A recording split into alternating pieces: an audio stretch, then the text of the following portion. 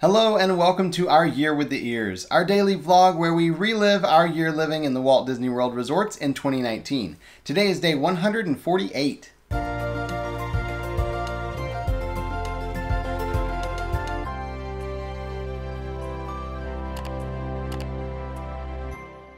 This morning we got to wake up to the sound of buses beeping. Because we have this standard view where we can see the bus stop, we actually heard buses all night long because they do run very late, especially from Disney Springs, and then they start very early going to the parks. We are going to make sure that our sound machine is higher tonight because we normally keep it at a low tone just to kind of drown out like regular noise, but because of how loud the buses were, we're going to make sure that we close the curtains, turn that up really loud, and hope we get a good night's sleep. I was also doing laundry because we're here in the one-bedroom villa and we get free laundry here as opposed to in the regular rooms where we do have to pay $6 a load, and that adds up really quickly. We are trying to save money where we can. I also got a picture from our friend who did the Mickey tie-dye last week. She got it washed, taken care of, because they do give you instructions on what to do when you take it home. Her shirt turned out so good. I love the color she chose.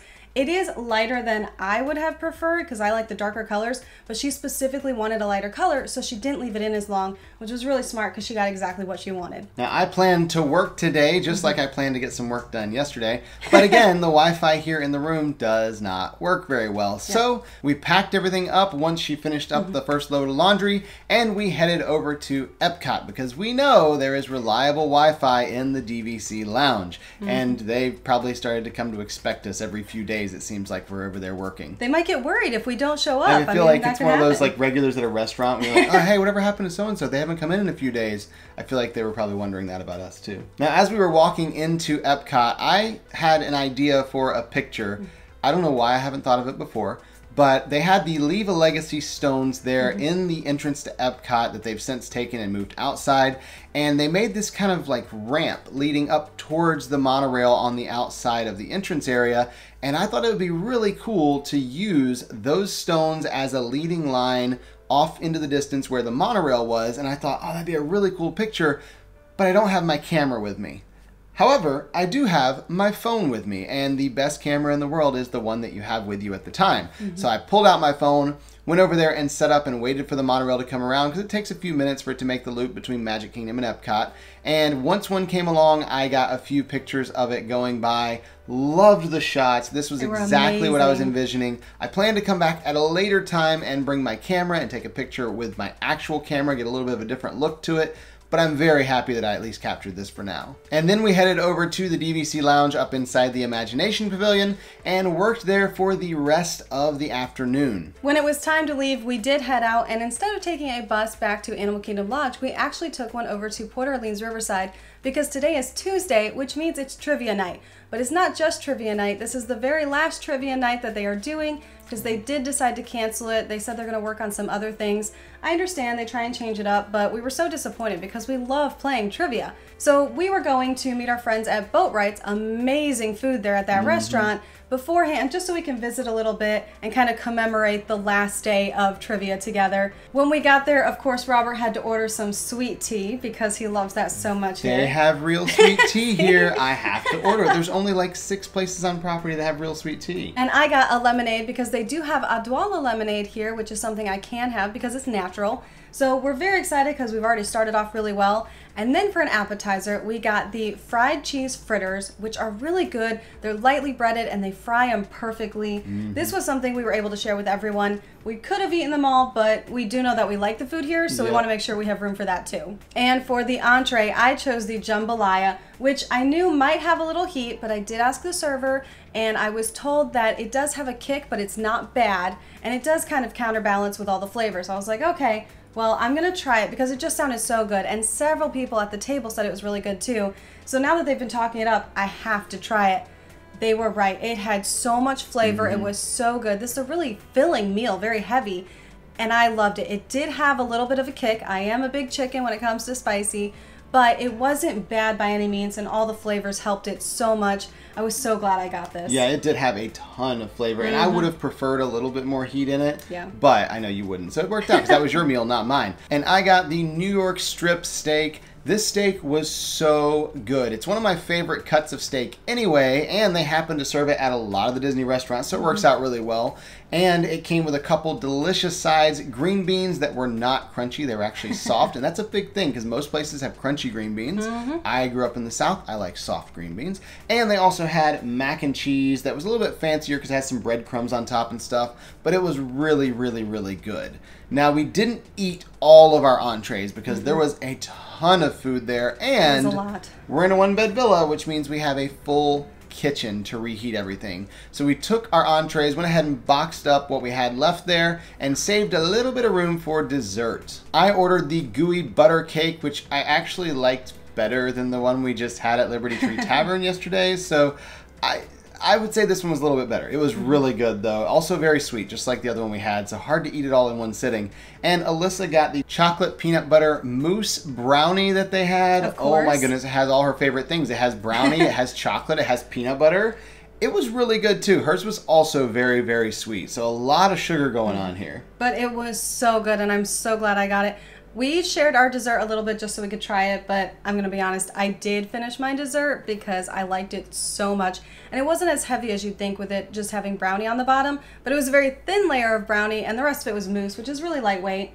After dinner, it was time to head over to trivia, and we had never seen this many people here for trivia. Everyone had come out because it is the final night, and this is basically just commemorating all the fun we've had over the last few weeks. And tensions were high. This is the final night, so if you're gonna win, this is the night you have. So there were people everywhere. They had to bring in more chairs, but everyone was so excited. They were playing music, and they started playing a song from Tarzan, and at one point I realized all of us had just jumped in the song and started singing, which was hilarious and a lot of fun.